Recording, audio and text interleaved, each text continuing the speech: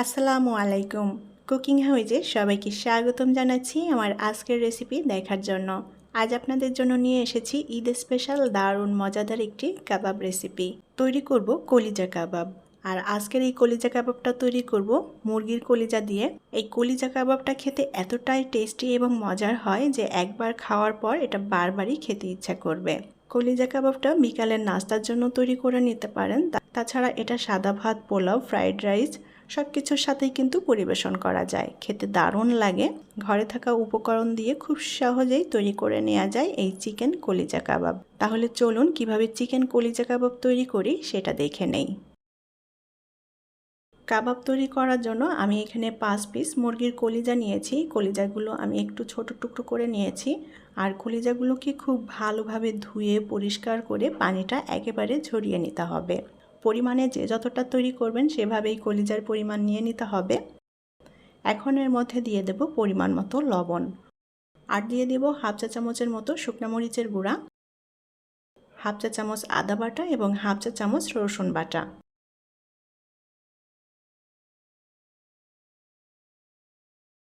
পরিমাণ মতো পানি দিয়ে দেব। এখন এই মুরগির কলিজাটা আমি ভালো মতো সেদ্ধ করে নেব।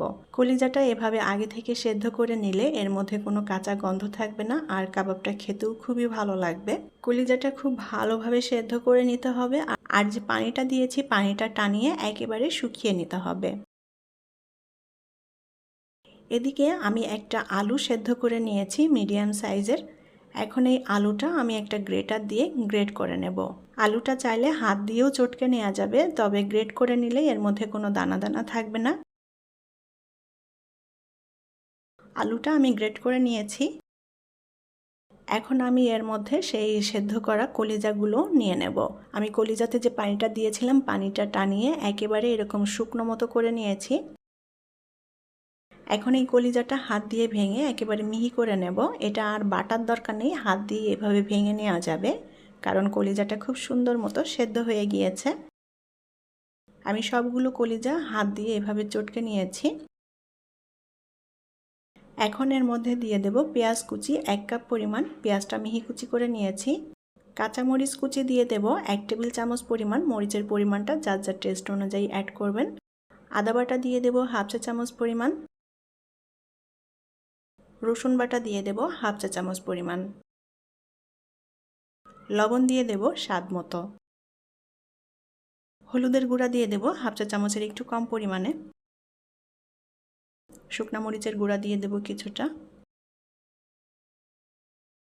ধনিয়ার গুঁড়া দিয়ে দেব হাফ চা চামচ পরিমাণ। জিরার গুঁড়া হাফ চা চামচ। গরম মশলার গুঁড়া দিয়ে দেব হাফ চা চামচ। ধনেপাতা কুচি দিয়ে দেব। লেবু কেটে নিয়েছি 1 ফালি, লেবুর রসটা দিয়ে দেব।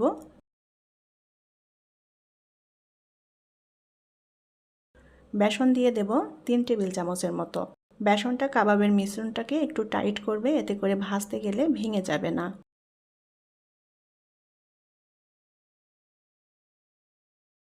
এখন এর মধ্যে দিয়ে দেব একটা ডিম। এবার খুব ভালোভাবে মিশ্রণটা মেখে নেব। আর এখানে যে সমস্ত মশলা দিয়েছি মশলাগুলো কিন্তু সবসময় আমাদের ঘরেই থাকে, তাই খুব সহজেই ঘরে থাকা মশলা দিয়েই এই চিকেন কলিজা কাবাব তৈরি করে নেওয়া যায়। এই কলিজা কাবাবটা খেতে এত বেশি মজার এবং টেস্টি হয় যে একবার খেলে বারবার খেতে ইচ্ছা করবে। আমি যেভাবে এই কলিজা কাবাবটা তৈরি করেছি এই রেসিপিটা ফলো করে একবার বানিয়ে দেখবেন। আমার বিশ্বাস এটি সবারই ভীষণ পছন্দ হবে। উল্টাপাল্টা করে খুব ভালোভাবে মিশ্রণটা মেখে নিতে হবে, যেন ভালোভাবে মশলাটা একত্রে মিশে যায়। আমি কাবাবের মিশ্রণটা খুব ভালোভাবে মেখে নিয়েছি। আর এই মিশ্রণটা কিন্তু খুব বেশি একটা শক্ত হবে না, একটু নরম টাইপের হবে, তবে আঠালো করে মেখে নিতে হবে। এখন পরিমাণ মতো মিশ্রণটা নিয়ে আমি কাবাবগুলো তৈরি করে নেব। একটু গোল শেপ দিয়ে তৈরি করে নিচ্ছি। প্যানে পরিমাণ মতো তেল দিয়ে তেলটা গরম করে নিয়েছি। তেলটা ভালো মতো গরম করে নিতে হবে। এখন একটা একটা করে কাবাব তেলের মধ্যে দিয়ে দেব। অল্প আঁচে ভেজে নেব। এপিট ওপিট করে উল্টে দিতে হবে, দুপাশটায় যেন সমানভাবে ভাজা হয়। আর এটা ভাজতেও খুব বেশি সময় লাগবে না, যেহেতু সব কিছুই সেদ্ধ করা আছে। সুন্দর একটা কালার করে ভেজে নিতে হবে। আমি এপিট ওপিট উল্টে দিয়ে কাবাবগুলোকে সুন্দর একটা গোল্ডেন ব্রাউন কালার করে ভেজে নিয়েছি। এখন কাবাবগুলো আমি তেল ঝরিয়ে উঠিয়ে নেব, আর বাকিগুলো একইভাবে ভেজে নিতে হবে। তৈরি হয়ে গেল দারুণ মজাদার এবং টেস্টি চিকেন কলিজা কাবাব। আসছে ঈদে আপনারা এভাবে চিকেন কলিজা কাবাবটা তৈরি করে নিতে পারেন, সবাই অনেক বেশি পছন্দ করবে। এটা নাস্তার পাশাপাশি সাদা ভাত, পোলাও, ফ্রাইড রাইস সব কিছুর সাথেই কিন্তু পরিবেশন করতে পারবেন। আশা করছি আমার আজকের রেসিপি আপনাদের কাছে ভালো লেগেছে। রেসিপিটি যদি ভালো লেগে থাকে তাহলে প্লিজ লাইক, কমেন্ট এবং শেয়ার করবেন। পরবর্তী রেসিপি দেখার আমন্ত্রণ জানিয়ে আজকের মতো বিদায় নিচ্ছি। সবাই অনেক অনেক ভালো থাকবেন এবং আমাদের জন্য দোয়া করবেন।